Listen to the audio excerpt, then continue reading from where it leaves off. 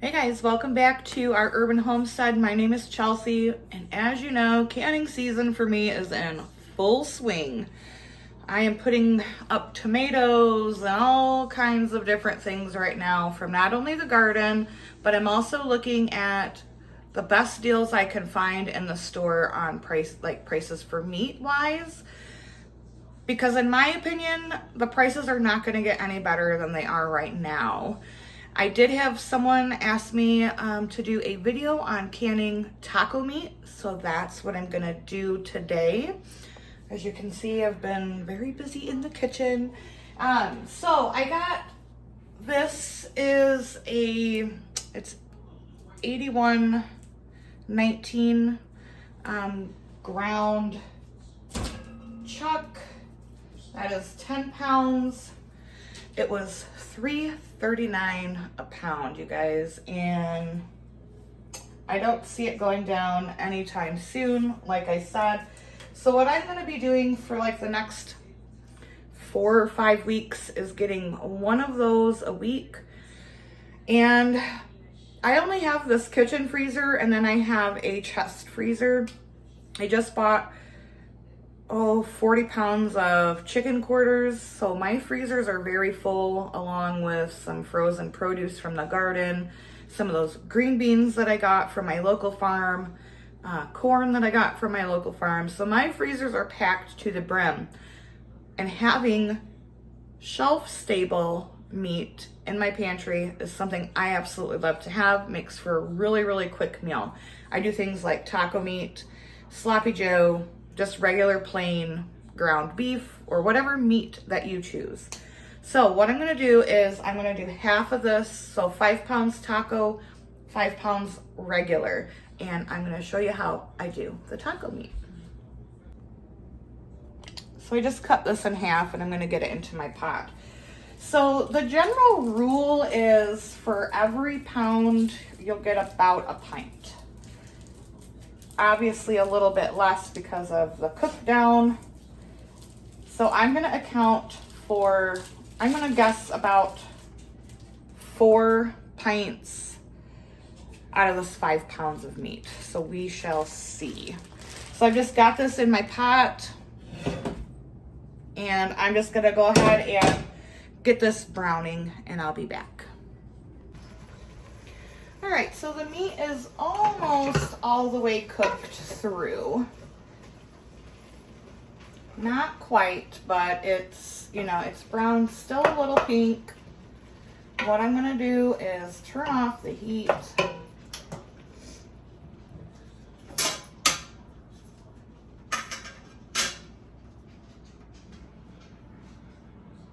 It's really hard to have a organized kitchen when you have all kinds of things going on. So I'm gonna move this over here. Bring my canner over. And then I'm gonna start putting in the jars to warm them up, because since this is, the meat's warm, we want to make sure that we have warm jars to put them in. And they don't have to lay completely flat in there. So I'm gonna, let's see, can you see? I'm just gonna go ahead and turn this on low. Well, medium.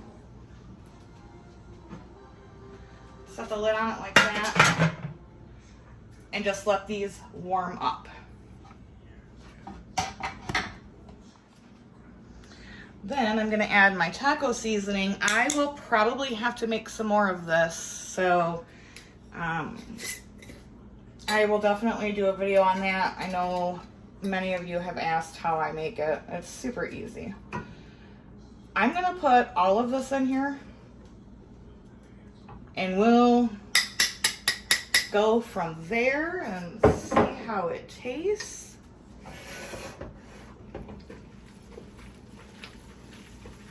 So I don't rinse my burger.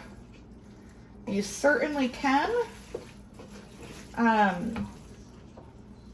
I don't. I never have, and I've never had any issues. Now, if you're using like a 70-30 mix of meat, you probably would want to at least drain it and give it a little rinse.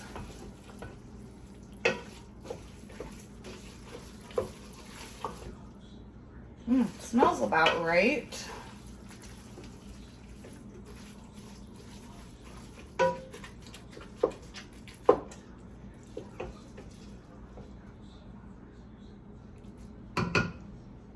And then I'm going to add just a little bit of water.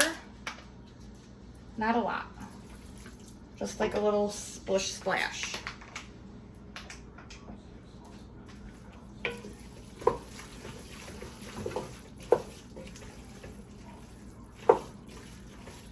It's making me hungry for tacos tonight. But we have other dinner plans. I think we're going to have smothered pork. All right, so I'm going to put a lid on this and let this sit while the jars heat up. All right, so I pulled all the jars out. Now we are going to get this into our jars. I prefer to use, those are hot,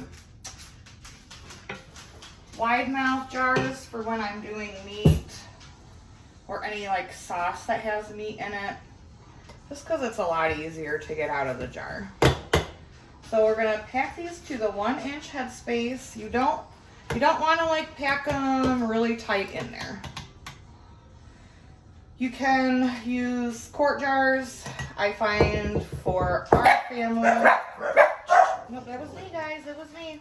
I find for our family, pints work fine. I gotta get my little debubbler tool. So, like I said, don't pack it too tight, but you do want to kind of, you know, pack it down even.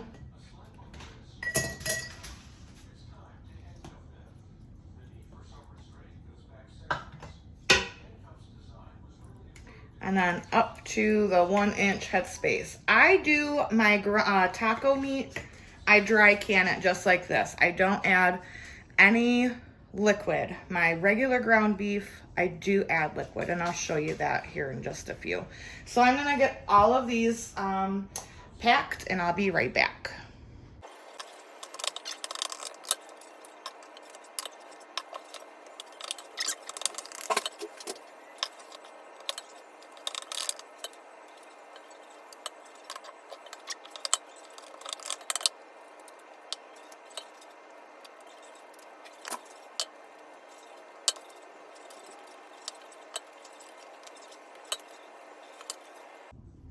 So now I'm just gonna try to take a chopstick, because as you can see, there is some air pockets in there, and just kind of go around and try to get out as much of that air as you can.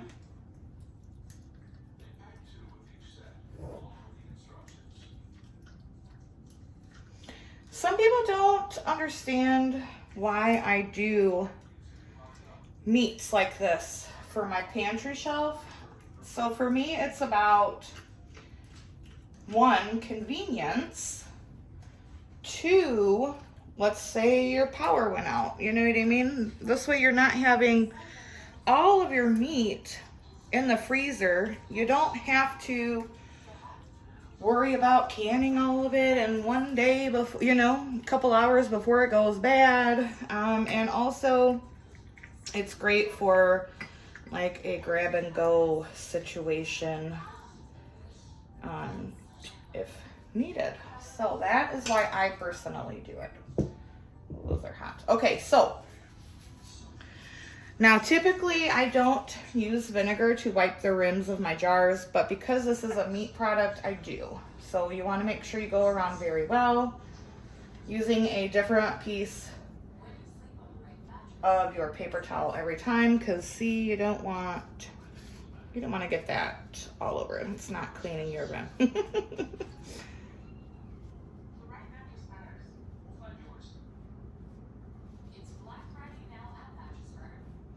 And then we're gonna put lids on. Rings fingertip tight, and then I'm just gonna stick these in the canner to hold while I do up the regular ground beef. So I heard this YouTuber, quite a large YouTuber actually, say that if someone's lids aren't wet, they're not washing them. Well, so I just want to let you know that water dries. And just because you don't see on YouTube someone's lids soaking wet does not mean that they have not washed their lids. So there's that. Fingertip tight on the lids or rings. Oh, they're hot. Hot tamales. I'm gonna stick these in the canner and I'll be back. Okay, taco meat's in there. Going to be double stacking in this canner, so you need a barrier between your jars. And now onto the ground beef, and all I'm doing is browning it with no seasoning, just browning it up just like I did the taco meat before I added the taco seasoning. See you in a few. All right guys, same thing with the regular ground beef. It's almost all the way cooked through. Fill the jars. I do have some hot beef broth here. So I'm gonna get these filled up and I'll be back. Now I'm gonna take this hot broth, fill it up to 1 inch. Oops, that's a little full.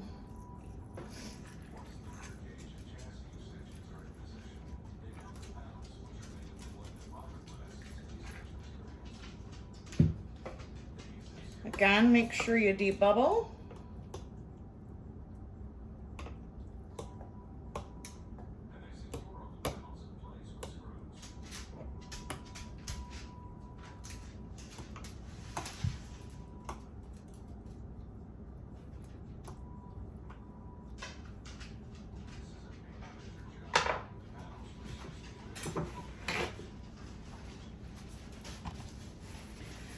I'm gonna get these rims wiped, lids and rings on, and I'll be back. All right, everything's in. I'm gonna turn the heat up.